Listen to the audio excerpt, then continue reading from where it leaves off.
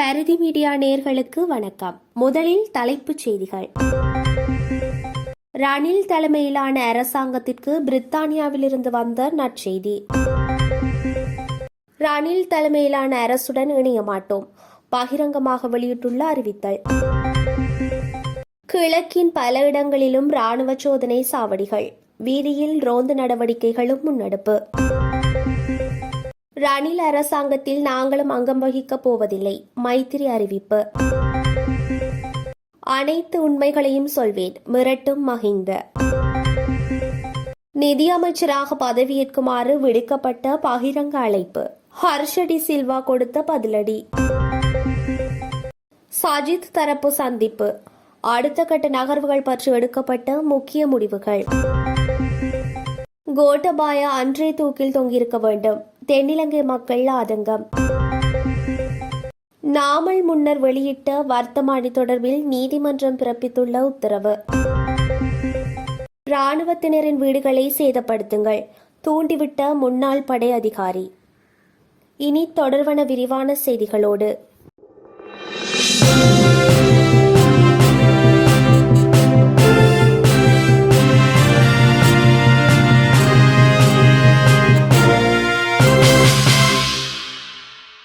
இலங்கையில் அரசியல் மற்றும் பொருளாதார ஸ்திரத்தன்மையை கட்டியெழுப்புவதற்காக அடுத்த சில வாரங்கள் மிகவும் முக்கியமானவை என பிரித்தானியா தெரிவித்துள்ளது.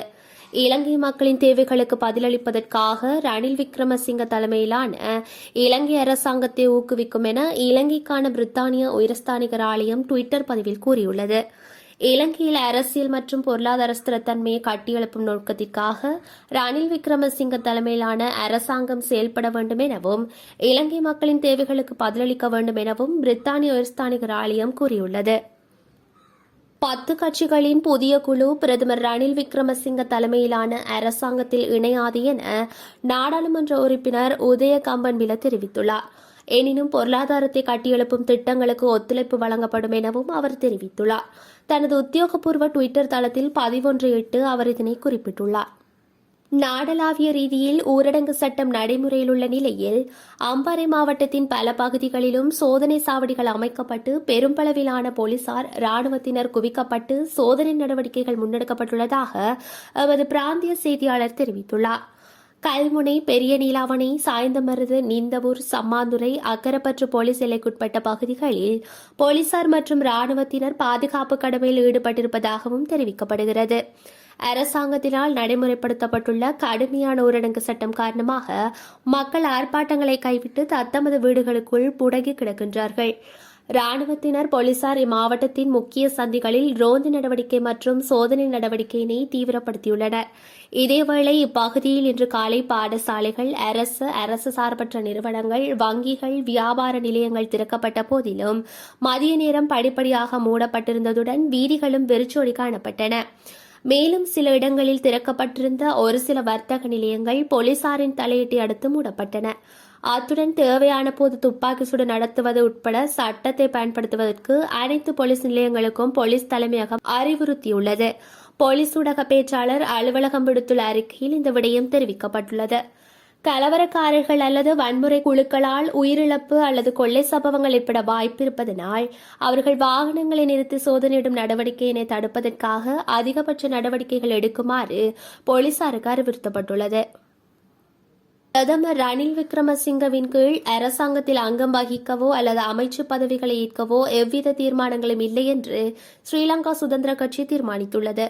கொழும்பில் இன்று இடம்பெற்ற ஊடகவியலாளர் சந்திப்பின் போது முன்னாள் ஜனாதிபதியும் ஸ்ரீலங்கா சுதந்திர கட்சியின் தலைவருமான மைத்ரிபால சிறிசேன இந்த தீர்மானத்தை அறிவித்தார். ஏற்கனவே தமது கட்சி பிரதமர் பதவிக்காக 3 பேர்களை முன்மொழிந்திருந்த போதும் அதனை ஜனாதிபதி கருத்தில் கொள்ளவில்லை என்று மைத்ரிபால சிறிசேன குற்றம் சுமத்தியிருந்தார். இதற்கிடையில் 10 கட்சிகளின் கூட்டணி அரசாங்கத்தில் இணையாது சுயாதீனமாகவே செயல்படும். எனினும் பொருளாதாரத்தை கட்டியெழுப்பும் செயற்பாடுகளுக்கு ஆதரவு வழங்கப்படும் என்று முன்னாள் அமைச்சர் உதய கம்பன்பில அறிவித்துள்ளார். இதற்கிடையில் புதிதாக நியமிக்கப்பட்டுள்ள பிரதமர் ரணில் விக்ரமசிங்கவினால் நாட்டின் பொருளாதாரத்தை ஸ்திரப்படுத்த முடியும் என தாங்கள் நம்பவில்லை என்று முன்னாள் அமைச்சர் விமல் வீரவம்ச தெரிவித்துள்ளார். இந்த பொருளாதார நெருக்கடிக்கு விக்ரமசிங்கவை பொறுப்பேற்க வேண்டியவர் என்று அவர் கூறியுள்ளார்.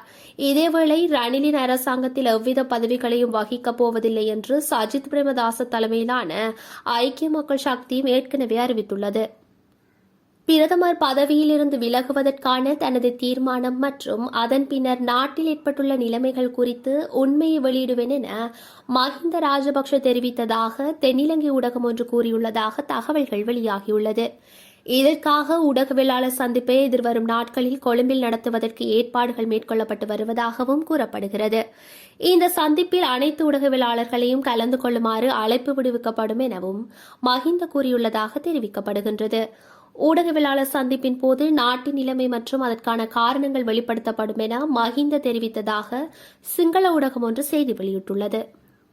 பிரதமர் ரணில் விக்ரமசிங்கவினால் நியமிக்கப்பட்டுள்ள புதிய அமைச்சரவையில் இணைந்து கொள்ளப் போவதில்லை என ஐக்கிய மக்கள் சக்தி நாடாளுமன்ற உறுப்பினர் ஹர்ஷ டி சில்வா தெரிவித்துள்ளார். இதுகுறித்து விளக்கம் அளித்த ஹர்ஷ டி சில்வா, இளைஞர்கள் நேர்மையான மற்றும் வெளிப்படையான அரசியல் அமைப்பொன்றை எதிர்பார்க்கின்றார்கள். அதை நான் எதிர்க்க முடியாது. மக்களின் விருப்பத்திற்கு எதிராக என்னால் செல்ல முடியாது. என்னை நிதியமைச்சராக பொறுப்பேற்க வேண்டும் என கோரிக்கை விடுத்துள்ளனர். இந்த நேரத்தில் இதுபோன்ற அரசியல் விளையாட்டுகளை மக்கள் எதிர்பார்க்க மாட்டார்கள் என்பதால் நான் அவ்வாறு செய்ய மாட்டேன். ஒரு அரசியல் குடும்பத்தை பாதுகாப்பதற்காக பதவியை ஏற்றுக்கொள்வதை விட வீட்டிற்கு செல்வதே சிறந்தது. பொதுமக்களின் விருப்பங்களுக்கு பதிலளிப்பதே அரசு தலைவரின் முன்னுரிமையாக இருக்க வேண்டும். மக்களால் நிராகரிக்கப்பட்ட நிர்வாக முறைமையை பாதுகாப்பதை விட தற்போதுள்ள அமைப்புகளை சீர்திருத்துவது மிகவும் முக்கியமானது. நாம் தனிப்பட்ட லாபங்களுக்காக ஒருபோதும் அரசியலில் ஈடுபடவில்லை. தனிப்பட்ட அரசியல் லாபங்கள் அற்ற தேசத்தை கட்டியெழுப்புவதற்கு அனைவரும் உழைக்க வேண்டும் எனவும் அவர் குறிப்பிட்டுள்ளார்.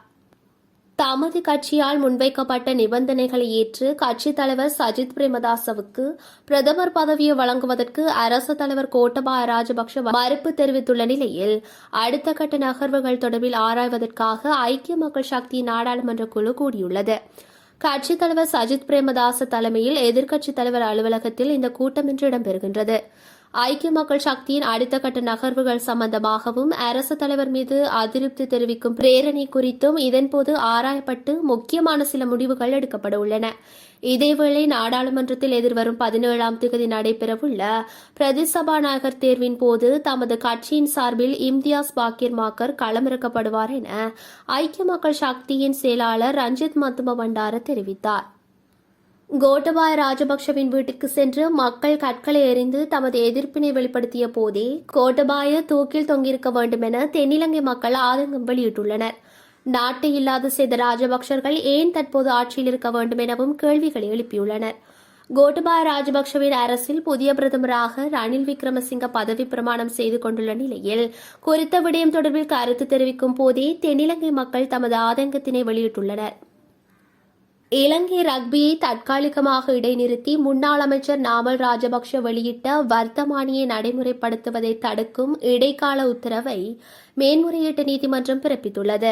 2022ஆம் ஆண்டு ஏப்ரல் மாதம் 1ஆம் தேதி அரசாங்கத்தின் உத்தியோகபூர்வ வர்த்தமானியில் வெளியிடப்பட்ட இலங்கை ரக்பி கால்பந்து சம்மேளனத்தின் அதிகாரிகளின் செயற்பாடுகளை முன்னாள் இளைஞர் மற்றும் விளையாட்டுத்துறை அமைச்சர் நாமல் ராஜபக்ஷ இடைநிறுத்தியுள்ளார். இவ்வாறு இடைநிறுத்தி அவர் வெளியிட்ட வர்த்தமானியை நடைமுறைப்படுத்துவதை தடுக்கும் இடைக்கால உத்தரவை மேன்முறையீட்டு நீதிமன்றம் பிறப்பித்துள்ளமை குறிப்பிடத்தக்கதாகும். ஆயுதப்படை அதிகாரிகள் மற்றும் போலீசாரின் வீடுகளுக்கு சேதம் விளைவிக்குமாறு சமூக ஊடகங்களில் பதிவேற்றம் செய்து பொதுமக்களை தூண்டிவிட்ட குற்றச்சாட்டின் பேரில் ஸ்ரீலங்கா ராணுவத்தின் முன்னாள் லெப்டினன்ட் ஒருவரை நிட்டமுவ காவல்துறை கைது செய்துள்ளனர். லெப்டினன்டாக கடமையாற்றிய போது முறைகேடான நடத்தை காரணமாக அவர் 2020 ஜனவரி மாதம் 29ஆம் தேதி ராணுவத்திலிருந்து பணிநீக்கம் செய்யப்பட்டதாக ராணுவத்தினர் தெரிவித்துள்ளனர். அண்மைய குழப்பத்தின் போது வன்முறையில் ஈடுபட்ட மற்றும் சொத்துக்களுக்கு சேதம் விளைவித்த குழுக்களுக்காக தனது பேஸ்புக்கில் அவர் தூண்டிவிடும் பதிவுகளை பதிவிட்டதாக ராணுவம் தெரிவித்துள்ளது. இந்த நிலையில் அவர் நிட்டம்புவ போலீசில் சரணடைந்ததன் பின்னர் கைது செய்யப்பட்டுள்ளதுடன் அவர் இன்று அத்தனகல நீதவான் முன்னிலையில் முன்னிலைப்படுத்தப்படுகின்றார்.